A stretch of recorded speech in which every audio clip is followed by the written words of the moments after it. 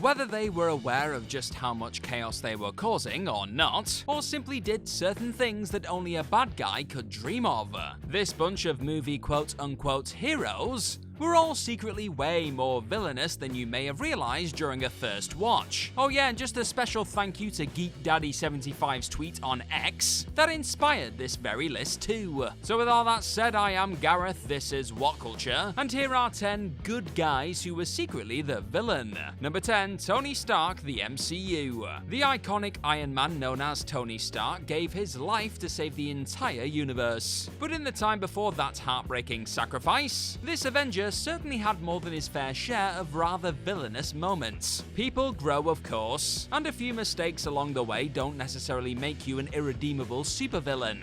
However, even after Tony realizes the error of his old playboy billionaire ways and stops making weapons to be sold off, the founding member of Earth's mightiest heroes still did some rather questionable stuff over the years. There was that time he ignorantly helped create Ultron in an attempt to keep the planet safe, with that move almost leading to the population's destruction and still killing many innocent souls. And remember when Stark just decided to chuck a kid into the middle of a superhuman battle against the likes of Captain America and the gang, and ultimately put him in all kinds of danger too? Again, it's not as though Stark was actively looking to cause damage or ruin lives with these choices, but that doesn't change the fact that his actions were eventually viewed as bad/evil ones by the people who suffered the most because of them. Number 9, Miles Morales, Spider-Man Across the Spider-Verse. He may be the lead protagonist during both of the masterful Spider-Verse animated pictures, but after the events of Across the Spider-Verse, there is an argument to be made for Miles Morales actually being one of the series' key antagonists. Coming into the 2023 flick, fans weren't aware that the spider Miles was bitten by during Into the Spider-Verse wasn't actually from his universe. It had been pulled into Earth 1610 by a pre-spot Jonathan Owen during a collider test. The fact this Earth 42 spider then bit Morales led to him becoming the original anomaly that kicked off the series of events that resulted in the spot becoming the Spider Society and Multiverse's biggest headache. In other words, had Miles not been painting graffiti in an abandoned subway station with his Uncle Aaron that night, perhaps fate wouldn't have eventually tried to correct this unplanned bite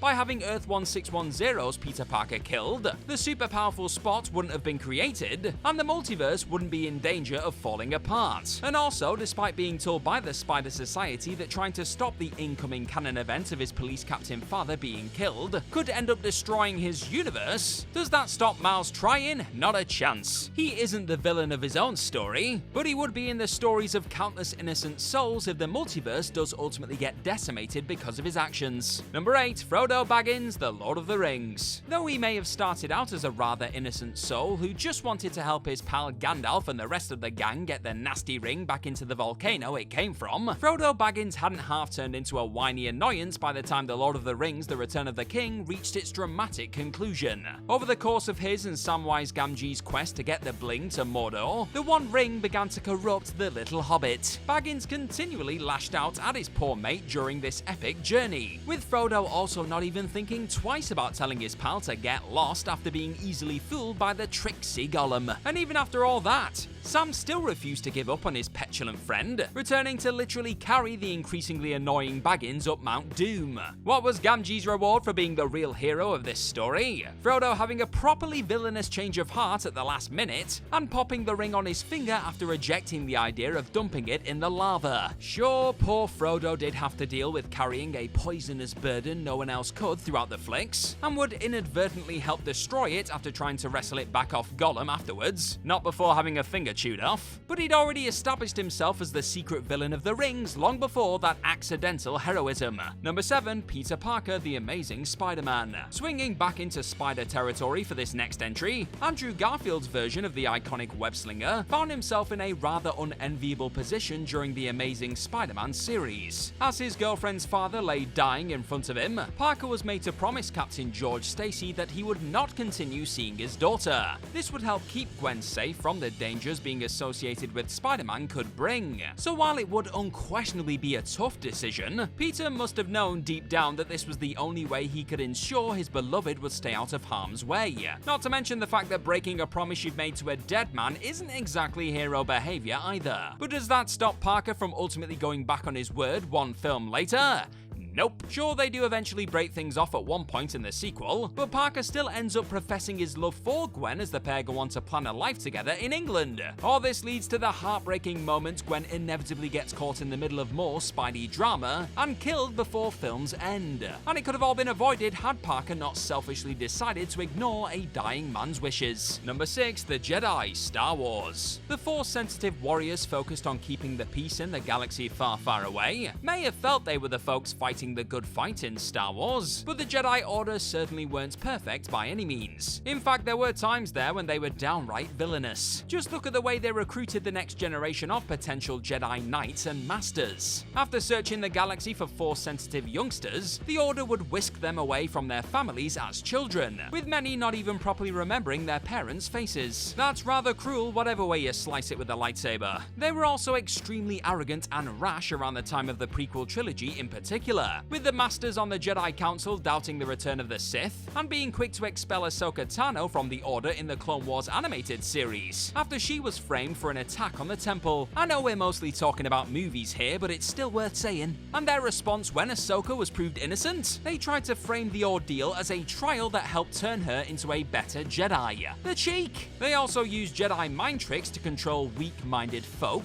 have a history of lying through their teeth, certain point of view my ass, and were even happy to completely bypass a trial and skip straight to executing individuals. With friends like these, who needs the Sith, right? Number 5. Dr. John Hammond, Jurassic Park. There are those who would be quick to point to the terrifying Tyrannosaurus Rex, chilling Velociraptors, and the selfish Dennis Nedry as the iconic Jurassic Park's true villains, but you've always known deep down the person truly responsible for all of the death and chaos was the bloke who decided to foolishly create the unbelievable theme park in the first place. Sure, Dr. John Hammond is very much a loving grandparent and a man who wanted to bring the joy of witnessing dinosaurs in the flesh to the world. However, he's also a rather arrogant person who didn't stop to think whether what they were trying to achieve on Isla Nublar was ethical, rushing to unleash prehistoric creatures without bothering to question if it was even the right thing to do. And while Hammond would also claim to have spared no expense, it was the fact the stingy businessman refused to pay the aforementioned Nedry more that ultimately kicked off the mayhem that led to numerous fatalities. Put simply, here was a guy who selfishly chose to wield a power he didn't fully understand, playing God in order to make money from the return of the dinos. At least he learned his lesson by film's end though, eh? Number 4. Albus Dumbledore, Harry Potter. During those first few trips to Hogwarts School of Witchcraft and Wizardry, the majority of viewers grew to respect and admire the powerful and wise headmaster known as Albus Dumbledore. However, by the time the Harry Potter series reached its end in 2011, it had actually become quite difficult to class the mighty wizard as an out-and-out hero. If the fact that he routinely put his students in serious danger whilst they were being educated under his roof wasn't bad enough, allowing Harry and Hermione to riskily travel back in time, allowing an underage student to enter the Tri-Wizard tournament, the list really does go on. The real reason he protected Potter for all those years was about as cold and dreadful as it gets. It turned out that Dumbledore wasn't looking after young Harry because he cared for the lad. Nope, he just realized long ago that he was actually likely another one of Voldemort's Horcruxes, and had been manipulating him and raising the lad like a pig for slaughter to die at the proper moment all this time. Sure, Harry came back from the dead in the end, but that doesn't change the fact Dumbledore secretly planned for the death of a kid. Not what you call hero behavior. Number 3. Grandpa Joe, Willy Wonka and the Chocolate Factory. There are certainly more than a few rather dark and annoying figures present in the magical experience that is Willy Wonka and the Chocolate Factory, but arguably the most villainous of the lot can regularly be found by the side of the film's main protagonist. First popping up on screen as an old bloke who had spent years in bed due to not quite having the strength to stretch out his legs and support his family. The second his grandson Charlie returned with a golden ticket, something miraculous happens to Grandpa Joe. Not only does Joe suddenly discover the strength to wiggle out of bed, he actually goes on to perform a lively dance number, after years of not moving a finger to help his family, and happily smoking tobacco while everyone else struggles. He also selfishly reacts to the whole golden ticket reveal like he was the person who found the damn thing, singing "I've got a golden ticket," when Charlie was clearly the one who discovered the final factory invite and simply asked Joe to come along for the ride. Oh, and there was also that moment when Joe nearly went and got Charlie killed within the factory too, directly disobeying Wonka's orders not to consume the fizzy lifting drinks and foolishly putting his grandson in serious danger after thinking he was above the rules. What a role model. Number 2, Daniel Hillard, Mrs. Doubtfire. A father doing everything he can to be a part of his children's life sounds sweet on paper. However, the more you think about Daniel's actions during the hit dramedy known as Mrs. Doubtfire, the more you realize that this out-of-work voice actor was actually a bit of a bad un.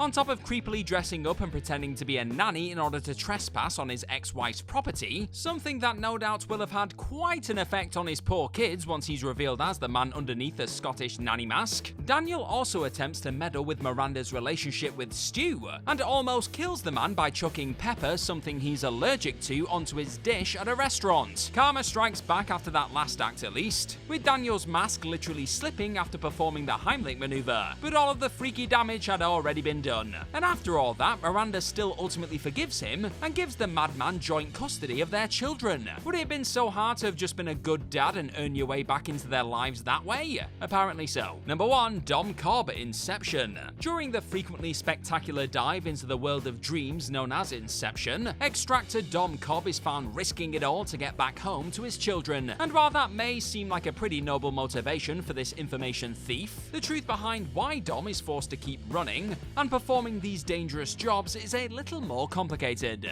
Early on, it's established that the projection of Dom's late wife Moll keeps threatening to cause chaos within his own mind and the missions he's a part of. But it's not until later on, after he's agreed to perform Inception on a target, when Cobb finally confesses to Ariadne that he actually first performed this act on Moll. He did so on the back of the two experimenting with dream sharing. Moll simply refused to return to reality after spending 50 years in this dream state, which was an hour in reality. So Dom planted an idea in her subconscious that ultimately convinced her to wake up. However, when she did, Moll still didn't believe she had broken free from her dream, and it was her attempts to once again wake herself up that eventually resulted in her taking her own life and dying in reality. So not only did Dom continually and quite selfishly put all of his team at risk by not informing them about the real Moll truth, and also quite illegally infiltrate people's minds for a living, he also recklessly planted the idea that ultimately led to the death of his wife and the mother of his children. But at least he got back home, yay!